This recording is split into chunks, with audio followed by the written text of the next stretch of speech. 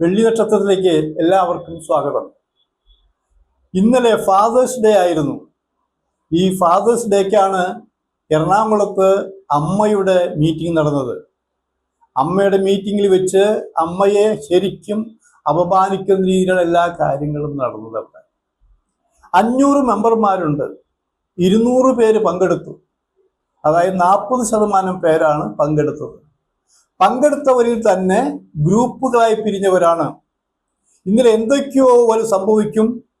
അതിൽ പ്രധാന agenda joint secretary ആയിരുന്ന അൻസിബയെ പുറത്താക്കും എന്നുള്ള അജണ്ടയാണ് പരസ്യമായിട്ടുണ്ടായിരുന്നത്. അതിനിടയിൽ പ്രസിഡന്റും സെക്രട്ടറിയും തമ്മിൽ തെറ്റി, ഗ്രൂപ്പുകൾ തമ്മിൽ തെറ്റി. സ്ത്രീകൾ ഭരിക്കും, നന്നാകുമെന്ന് പറഞ്ഞു. 1 വർഷം തയ്ക്കാൻ കഴിഞ്ഞില്ല.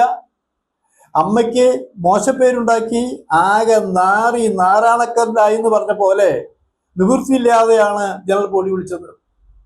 ആ ജനറൽ ബോഡി വിളിച്ചതാകട്ടെ 5 പൈസ പോലും വാടക കൊടുക്കാതെയാണ് ഇതുവരെ കമ്മിറ്റി കൂടിയിരുന്നത്. ആ സ്ഥാനത്ത് 4.5 ലക്ഷം രൂപ വാടകയ്ക്കുള്ള ഹോട്ടലിലാണ് ഇന്നലെ കമ്മിറ്റിയും കൂടിയത്. ഇതിന്റെ ഇടയിൽ റിപ്പോർട്ട് അവതരിപ്പിച്ചു, കള്ളക്കണക്കുകൾ വന്നു, സാമ്പത്തിക ക്രമക്കേടുകൾ വന്നു. അതിന്റെ പേരിൽ ഇത് പാസ്സാക്കാതെ നിന്നു. രാവിലെ മുതൽ അൻസിബ തനിക്ക് പറയാനുള്ള കാര്യങ്ങൾ പറയാൻ അവസരം കിട്ടുമെന്ന് വിചാരിച്ചെങ്കിലും അവസരം കിട്ടിയില്ല. ആകെ പ്രശ്നമായിരുന്നു. അപ്പോഴാണ് മോഹൻലാലിന്റെ മൗനാനുവാദം. അൻസിബയ്ക്ക് സംസാരിക്കാൻ അവസരം കിട്ടി. 30 മിനിറ്റ് സംസാരിച്ചു. ആ 30 മിനിറ്റും ഓരോരോ കാര്യങ്ങൾ തെളിവ് സഹിതം പറഞ്ഞപ്പോൾ അവിടെ കൂടിയിരിക്കുന്ന 10-200 സ്തബ്ധരായിരുന്നു. ഇതാണോ സംഭവിച്ചിരിക്കുന്നത്? ഇതിന് ഒരു ചോദ്യത്തിന് മറുപടി പോലും പറയാൻ പ്രസിഡന്റിനോ സെക്രട്ടറിക്കോ ആ ഗ്രൂപ്പിനോ മറ്റുള്ളവർക്കോ കഴിഞ്ഞില്ല.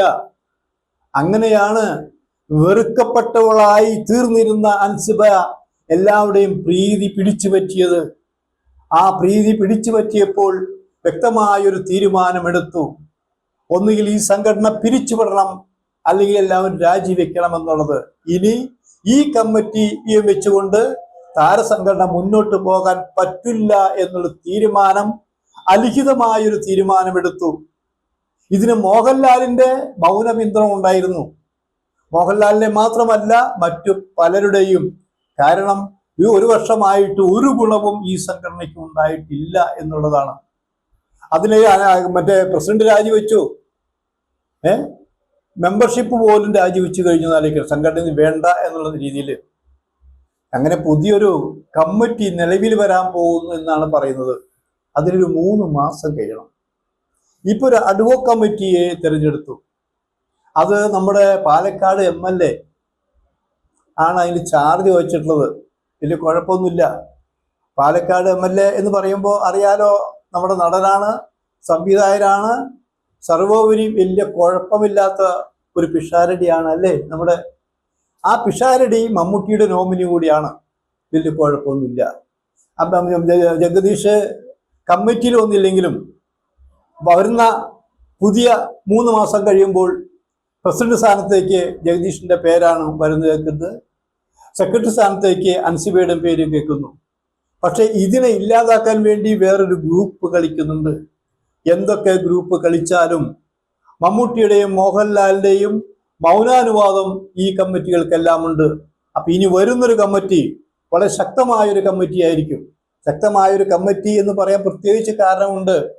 1 വർഷം മുൻപ്, 1 വർഷമായിട്ടില്ലല്ലോ, അതിനു മുമ്പ് ഈ തെരഞ്ഞെടുപ്പ് നടക്കുമ്പോൾ എല്ലാ സ്ഥാനമാനങ്ങളും സ്ത്രീകൾക്ക് വിട്ടുകൊടുത്തു. സ്ത്രീകളുടെ ഭരിക്കും, മാതൃകയാക്കും, അഴിമതിയില്ലാതാക്കും എന്നൊക്കെ പറഞ്ഞു തുടങ്ങിയിട്ട് അധികാരം കിട്ടിയപ്പോൾ ആകെ കളഞ്ഞു കുളിച്ചു. നമ്മൾ മുമ്പേ പറഞ്ഞിട്ടുണ്ട്, 2 സ്ത്രീകളുടെ തല ചേരും, വേറെ ചില ഭാഗങ്ങൾ ചേരില്ല എന്ന് പറഞ്ഞിരിക്കുന്നു. അതല്ലേ സംഭവിച്ചിരിക്കുന്നത്. 1 വർഷത്തിനുള്ളിൽ ഈ കമ്മിറ്റി ഇല്ലാതാകുമെന്നും ഞങ്ങളത് പറഞ്ഞിട്ടുണ്ട്. അന്ന് പലരും പരിഹസിച്ചു. ഇപ്പൊ എന്തായി?